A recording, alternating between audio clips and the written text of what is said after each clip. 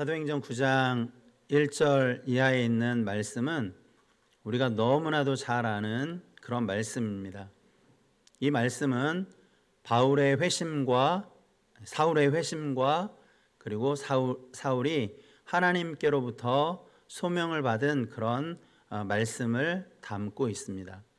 1절과 2절 그리고 3절 초반절까지에 있는 말씀을 보면 사울이 어떤 사람이었는지에 대해서 잘 말해주고 있습니다.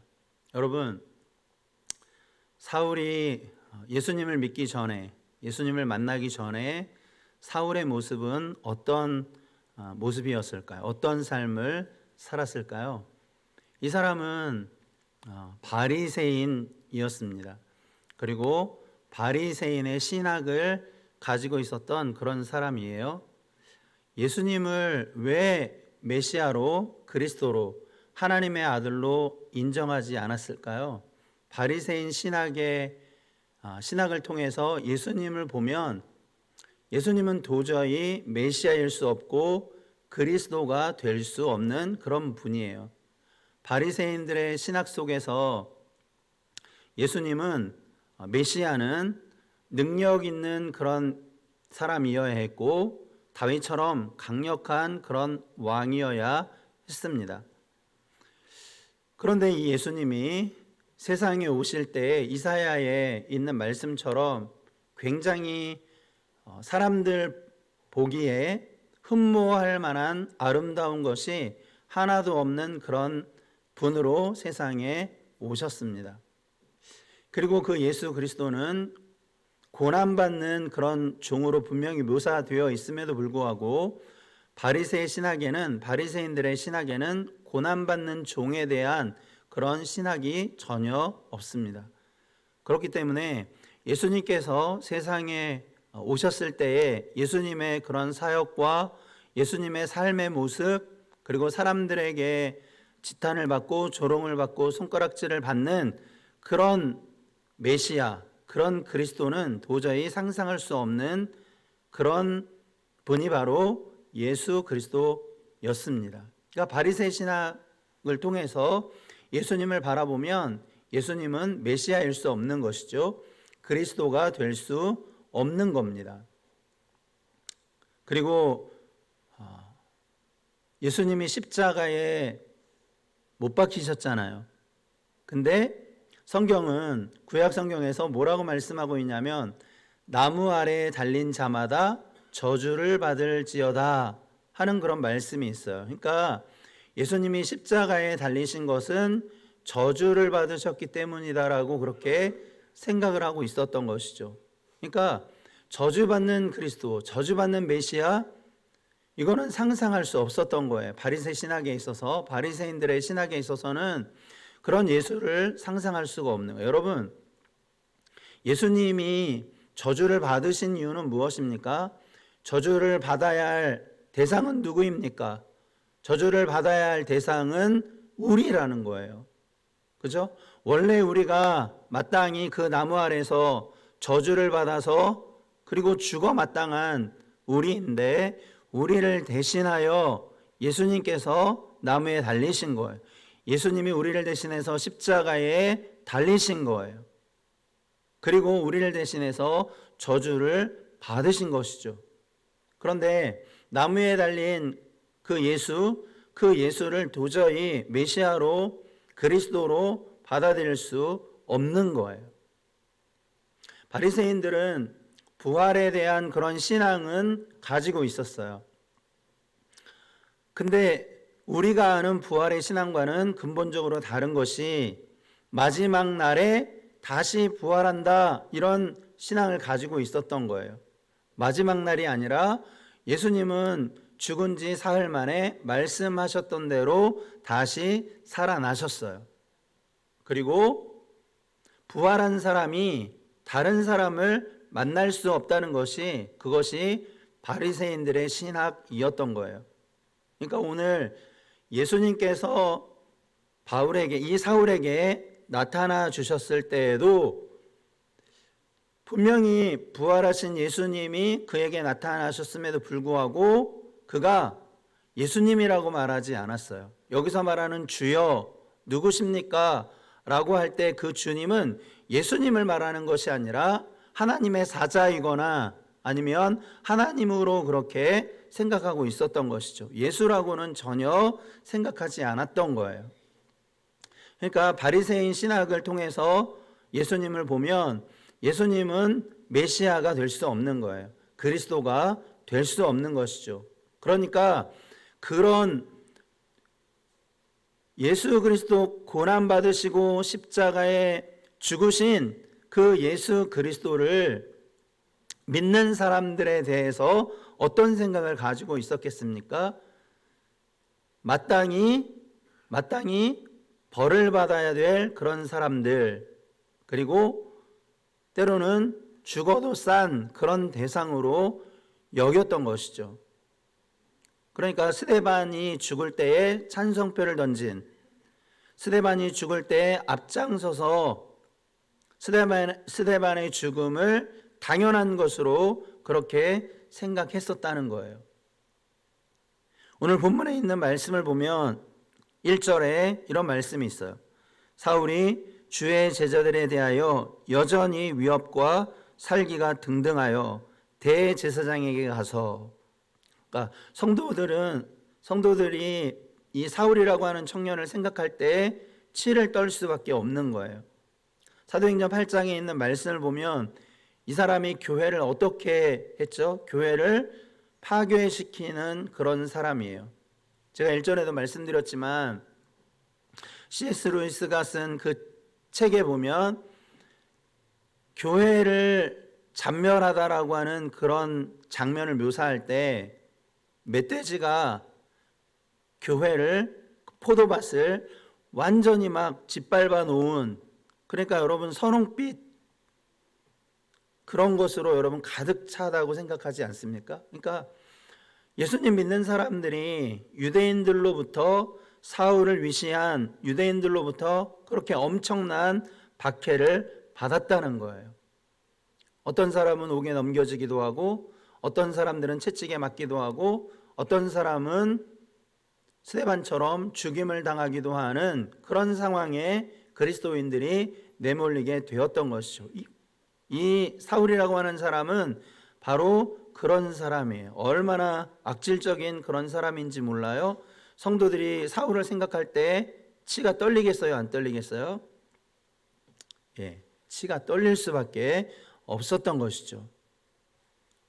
자, 그런데 본문에서 말씀해주고 있는 이 사울의 모습, 그 모습이 살기가 등등하고 성도들에 대해서 여전히 위협적인 그런 존재라고 말하고 있는 거예요. 멈출 생각이 없는 거예요. 저주를 받는, 고난받는 종, 그리고 저주를 십자가 아래에서, 나무 아래서 그렇게 힘없이 죽어가는 그 예수를 믿는다는 것 받아들일 수 없는 거예요. 그리고 그것을 믿는다는 것에 대해서 분노가 치밀어 오르는 거예요. 참을 수가 없는 것이죠. 이것이 그가 하나님을 향한 열심이라고 그렇게 말하고 있는 겁니다. 그런데다가 2절에 있는 말씀을 보니까 다메섹 여러 회당에 가져갈 공문을 청하니 하고 이렇게 말하고 있어요. 여러분, 다메섹은 예루살렘으로부터, 유다로부터 거리가 약 한 240km 정도 떨어진 곳이에요. 그곳에 다메섹에도 예수님 믿는 사람들이 있다는 소식을 접하고 가만두면 안 되겠다는 그런 생각을 한 거예요. 그래서 누가 거기를 보내지도 않았어요. 뭐 제사장이나 대제사장이나 아니면 원로들이나 이런 사람들이 아무래도 안 되겠다, 다메섹의 상황이 심각하니까 사람을 보내서 그 도가 확산되는 것을 막자, 이런 게 아니었어요. 사울이 어떤 경로를 통해서 그 소식을 접했는지 모르겠지만 어쨌든 시리아의 다마스커스, 그 다메섹에도 예수님 믿는 사람들이 있다는 소식을 들은 거예요. 그 소식을 들었을 때 이 사울이라고 하는 사람이 참을 수가 없는 거예요. 분노가 끓어오르는 거예요. 여기서도 그리스도인들에 대한 이런 것 때문에 골치가 아픈데, 거기 또 사람들이 모여서 예배하고 그리스도를 주로 고백하고 그런 소식을 접할 때 받아들이기가 어려운 거예요. 분노를 참을 수가 없는 거예요. 그래서 그곳에 가서라도 어떻게 해서든지 그들을 잡아와서 벌을 주거나 아니면 죽게 하려고 그렇게 마음먹어요. 전혀 양심의 거리낌이 없어요. 그것이 하나님을 위한 일이라고 생각을 하는 거예요. 그것이 하나님의 영광을 위한 일이라고 생각을 하는 거예요. 요즘에야 240km 정도면 차로 뭐 한 4시간 정도? 그 정도면 가지 않겠어요?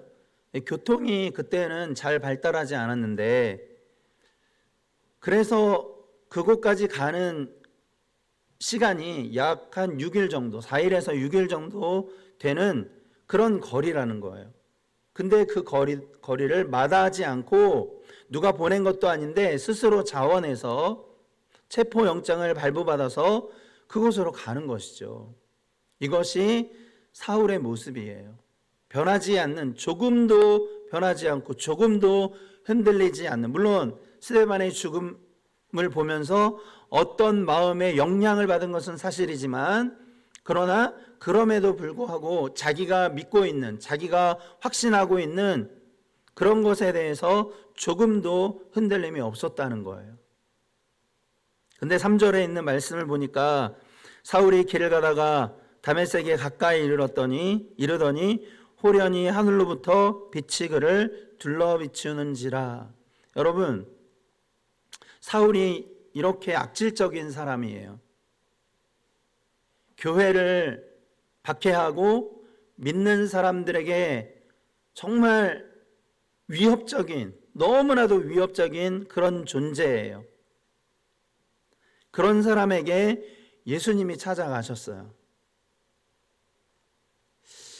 아니, 어떻게 예수님이 살인자를, 그리고 예수님 믿는 사람들을 죽이는 데 앞장서고, 예수님 믿는 사람들을 망하게 하는 데 앞장서고, 그렇죠? 옥에 가두는 일에 앞장서게 하는 이 사람에게 예수님께서 왜 찾아가실까요? 우리가 그럴 수는 없지만, 우리가 하나님이라면, 하나님의 입장이라면, 우리의 성정을 가지고 하나님의 입장이라면 그런 사람 찾아가겠습니까? 저 같으면 찾아갈 것 같아요? 안 찾아갈 것 같아요? 말 못하죠. 네. 여러분, 저 같으면 안 찾아갈 것 같아요. 그죠? 이런 악질적인 사람이 어딨냐고요. 그리고 교회에 피해가 얼마나 크며 성도들의 신앙에 영향을 미치고 있잖아요. 물론 박해를 받을수록 예수님 믿는 사람들의 신앙이 견고해지기는 했지만 어쨌든 영향을 받은 것은 사실이에요. 이런 사람에게 예수님께서 찾아가 주시더라 하는 거예요. 여러분, 이것을 무엇으로 설명할 수 있습니까? 하나님의 은혜가 아니면 우리가 이것을 설명할 길이 없어요. 또 받아들일 수도 없어요. 구약의 남유다와 그리고 북이스라엘의 대표되는 그런 악한 왕들이 있었어요. 특히 북이스라엘은 아합 왕이라고 할 수 있고요. 그리고 남유다 왕국에는 므낫세라고 하는 이 왕이 정말 악한 그런 왕이었어요. 여러분, 아합을 다 아시죠? 나봇의 포도원을 빼앗기 위해서 나봇을 죽이는 일을 서슴지 않았어요. 물론 그 안에 이세벨이 다 한 일이지만 어쨌든 이 아합 왕은 정말 악한, 여로보암 1세의 뒤를 이어 정말 악한 그런 사람이 바로 아합이었어요. 그런데 하나님께서 아합이 마음을 바꾸는, 아합이 겸비해지는 그런 때에 하나님이 아합에게 긍휼을 베풀어 주셨어요. 하나님은 그런 하나님이에요. 아무리 악질적이라고 하더라도, 아무리 악한 왕이라고 하더라도 하나님께서 긍휼을 베푸시는 그런 하나님이시라는 것을 말씀해 주고 있어요. 므낫세는 어떤 왕입니까? 유다 왕조가 바벨론에 의해서 멸망을 당할 때 단초를 제공한 그런 사람이에요. 하나님을 인정하지 않아요. 하나님을 믿지 않아요. 그리고 온갖 우상들을 다 세워놓고 자기도 우상숭배에 빠지고 남유다의 모든 백성들도 우상숭배에 빠지게 하는, 그리고 권력을 앞세워서 약한 사람들을 더 힘들게 하고 더 어렵게 만들었던 그런 왕이었어요. 그런 므낫세에게도 하나님께서 은혜를 베푸시는 그런 하나님이시라고요.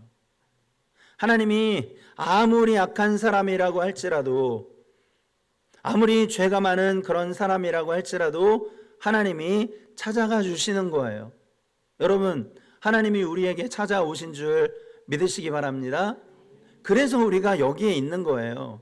우리가 사울보다 나은 것이 무엇이 있습니까? 그죠? 정도의 차이는 있겠지만 그러나 우리는 사울보다 나은 게 없는 사람들이에요. 거기서 거기에요. 죄인 된 사람이에요. 도저히 구원받을 수 없는, 도저히 하나님의 자녀가 될 수 없는 그런 사람들이었는데 하나님께서 우리에게 찾아오신 거예요. 어떻게 찾아왔습니까? 교회를 통해서 찾아오셨습니다. 그리고 사람을 통해서 찾아오십니다. 건물을 통해서도 찾아오시더라고요. 저는 제가 무신론자였을 때, 예수님 믿지 않을 때 회사에 출근을 하고 퇴근하는 길에 그 마을버스 안에서 동네 교회의 십자가의 그 불빛을 보고 마음이 움직였어요. 제 마음이 제가 어떤 사람인지 하나님이 알게 하시는 거예요. 물론 그 전부터 계속 저에 대한 고민이 있었어요. 세상에 이런 나쁜 놈이 있나? 그죠, 여러분? 나쁜 놈처럼 보이죠? 세상에 이런 나쁜 놈이 있나? 하는 그런 생각이 계속 들었어요. 그런데 어느 날 퇴근하는 중에 교회 건물에 그 빨간 십자가의 불빛, 그것으로 하나님이 찾아오시더라고요. 제가 스스로를 생각할 때 부모님에 대해서 불효자이고, 그리고 얼마나 나쁜 사람인지를 자꾸만 생각하게 하나님이 그렇게 만드시더니, 아니 교회에 이름도 몰라요. 그 교회 이름도. 그냥 십자가의 그 빨간 불빛으로 하나님이 저에게 찾아오셔서 교회를 다닐 마음을 허락하시더라고요. 그래서 오늘 여기에 서 있게 된 거예요. 여러분, 하나님이 우리 가운데 우리가 도저히 구원받을 수 없는, 도저히 하나님의 자녀로 칭함받을 수 없는 그런 사람들이었는데 하나님이 우리에게 찾아와 주신 거예요. 그래서 오늘 저와 여러분이 여기 이 자리에서 하나님을 예배하고 있는 것이 아니겠습니까? 그것은 하나님의 은혜라고 밖에는 말할 수 없는 것이죠. 이렇게 정말 사울에게 하나님께서 찾아가셔서 뭐라고 말씀하십니까? 4절에 있는 말씀 보니까 땅에 엎드러져 들음에 소리가 있어 이르시되 사울아 사울아 내가 어찌하여 나를 박해하느냐. 그리고 5절에 대답하되 주여 누구십니까? 이르시되 나는 내가 박해하는 예수라. 여러분, 사울이 예수님을 박해한 적이 있습니까? 성경을 쭉 보면 예수님을 이렇게 뭐 만난 적이 있거나 그런 것 같지는 않아요. 그러면 직접적으로 예수님을 박해한 일이 없어요. 근데 예수님은 뭐라고 말씀하십니까? 왜 네가 나를 박해하느냐? 사도행전 22장과 26장에 있는 말씀에도 동일한 말씀이 기록되어져 있는데 뭐라고 말씀하고 있냐면 왜 나를 박해하느냐 하고 예수님께서 물으시는 거예요. 사울의 입장에서 보면 억울할 수 있어요. 그렇죠? 저는 한 번도 그런 적이 없습니다라고 말할 수 있잖아요. 예수님은 교회와 예수님을 동일시 하시는 거예요. 그리고 예수님과 예수님 믿는 성도들을 동일시 하는 거예요. 성도들을 박해했지만 그것은 결국 누구를 박해한 것입니까? 그것은 예수님 자신을 박해한 것으로 예수님께서 보고 계시는 거예요. 자, 여러분, 저와 여러분은 예수님과 같은 배를 탔어요. 예수님과 우리는 하나인 거예요. 예수님께서 그렇게 말씀하시잖아요. 왜 네가 나를 박해하느냐? 교회와 성도들을 박해했지만 교회와 성도들을 자기 자신으로 예수님께서 말씀하시는 것이죠. 사랑하는 여러분, 우리가 예수님께서 교회의 머리가 되시고 그리고 우리는 그 몸에 붙어 있는 지체인 줄 다시 한번 확신할 수 있게 되기를 바랍니다. 근데 여기 중요한 게 4절에 있는 말씀에 사울아 사울아 내가 어찌하여 나를 박해하느냐 하고 물으셨고 누구십니까? 그랬더니 예수님이 네가 박해하는 예수니라 이렇게 말씀하셨어요. 근데 7절에 있는 말씀 보니까 같이 가던 사람들은 소리만 듣고 아무도 보지 못하여 말을 못하고 서 있더라 하고 이렇게 말씀하고 있어요. 여러분 4절의 소리와 7절의 소리가 같이 기록되어져 있잖아요. 그래서 NIV 성경을 보면 4절에 있는 말씀의 소리는 보이스로 기록이 되어져 있고 7절에 있는 말씀은 사운드로 기록되어져 있어요. 그 소리가 번역은 같이 소리로 번역되어져 있지만 그 소리가 같은 소리인가요? 다른 소리인가요? 예수님께서 사울에게 찾아오셔서 사울아 사울아 하고 말씀하시면서 왜 네가 나를 박해하느냐 이렇게 말씀하신 것이 다른 번역서에 있는 말씀을 보면 히브리 말로 예수님께서 사울에게 말씀하신 거예요.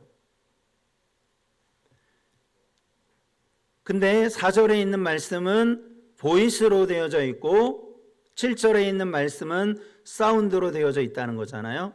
보이스는 어떤 의미냐면 확실하게 말씀하셨다는 거예요. 확실한 소리라는 거예요. 선명하게 들려주시는 그런 예수님의 음성이라는 거예요. 예수님의 말씀이라는 거예요.